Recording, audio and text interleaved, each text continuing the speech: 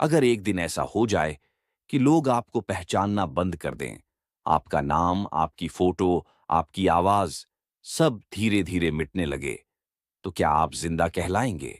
निधि, 24 साल की लड़की, एक आम जिंदगी, ऑफिस, दोस्त, मोबाइल, सोशल मीडिया।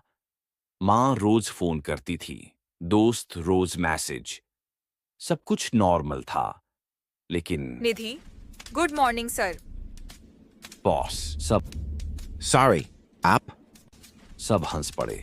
निधि को लगा मजाक होगा, लेकिन उसी दिन आईडी कार्ड ने काम करना बंद कर दिया। फोन में व्हाट्सएप डीपी गायब, इंस्टाग्राम यूज नेम खाली, कॉन्टैक्ट्स में खुद का नंबर बिना नाम। निधि हंसने की कोशिश करती है, बग होगा, लेकिन तभी एक मैसेज आता है, अननोन नंबर से फोन आता है। धीरे धीरे सब भूलेंगे, जैसे वो मुझे भूल गए थे। रात का सन्नाटा, कमरे में हल्की पीली रोशनी कांप रही थी। निधि आईने के सामने खड़ी थी। आईना धुंध से ढका हुआ, जैसे किसी ने अंदर से सांस ली हो। अचानक आईने में निधि की कोई परछाई नहीं थी। उसका दिल जोर से धड़का। वह धीरे से मुड़ी, पीछे कोई और खड़ा था, बिल्कुल निधि जैसी। वही चेहरा, वही मुस्कान, लेकिन उसकी आंखें खाली, बेजान, जैसे आत्मा पहले ही निकल चुकी हो। और तभी आईने पर उंगलियों के निशान उभरने लगे। वो लड़की धीरे से बोलती है, तू मेरी जगह ले रही है। उसकी आवाज जैसे दीवारों से टकराकर वापस आ रही हो। निधि की सांसें कांपने लगीं, होंठ मुश्किल से हिले। तुम कौन हो? लड़की मुस्कुराई। वो मुस्कान किसी इंसान की नहीं थी। मैं वो हूँ जिसे सबने भुला दिया था। आईना अचानक झटकने लगा और निधि को एहसास हुआ, ये सिर्फ उसकी शक्ल नहीं थी, ये उसकी जगह लेने आई थी। फ्लैशबैक, 10 साल पहले एक लड़की थी, अनाया, हमेशा अकेली, भीड़ में होते हुए भी अनदेखी। उसकी आवाज कभी सुनी ही नहीं गई। लोगों ने देखा पर नजरअंदाज कर दिया, पुकारा पर किसी ने जवाब नहीं दिया। और फिर एक दिन वो अचानक मर गई। न कोई चीख, न कोई शोर। सबसे डरावनी बात ये नहीं थी कि वो मर गई, बल्कि ये थी कि कोई रोया नहीं, कोई रुका नहीं, किसी ने याद तक नहीं किया। और शायद यही वजह थी कि वो आज भी जिंदा थी। अनाया की आत्मा फुसफुसाई। इस दुनिया में टिके रहने के लिए पहचान चाहिए। उसकी आवाज हवा में घुल गई, जैसे किसी कब्र से उठी हो। फिर वो आगे बढ़ी, आंखों में अंधेरा, होठों पर ठंडी मुस्कान। अब तू मेरी जगह लेगी और मैं तेरी। कमरा कांप उठा, आईना जोर से हिलने लगा। निधि चीख पड़ी, नहीं, मैं ऐसा नहीं होने दूंगी। लेकिन उसकी आवाज आईने तक पहुंचने से पहले ही किसी और की बन चुकी थी। निधि भागती है, सांसें टूट रही हैं, डर पीछा नहीं छोड़ता। पुलिस स्टेशन, वो चिल्लाती है, गिड़गिड़ाती है।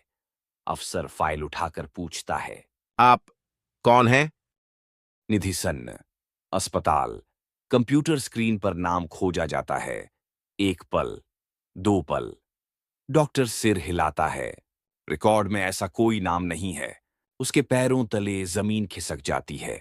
आखिर में मां, वही आखिरी सहारा।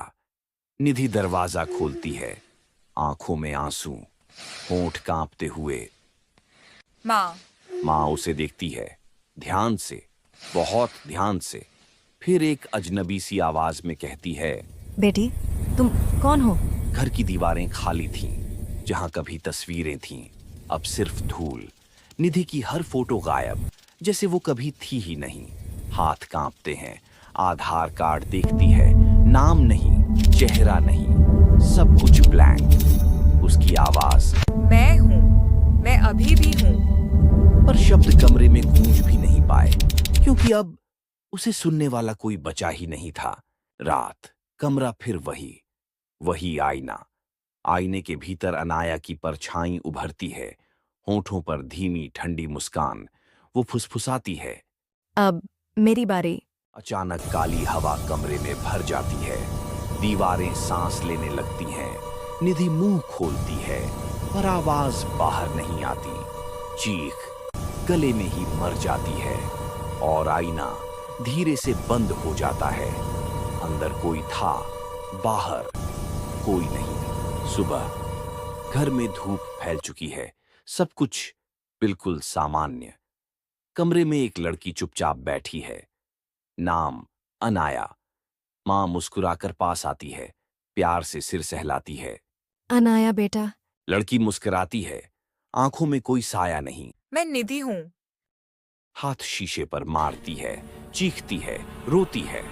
लेकिन बाहर मां की हंसी है, घर की रौनक है और आईने के भीतर एक आवाज जिसे अब कोई नहीं सुनता। सबसे डरावनी मौत शरीर की नहीं होती, पहचान की होती है।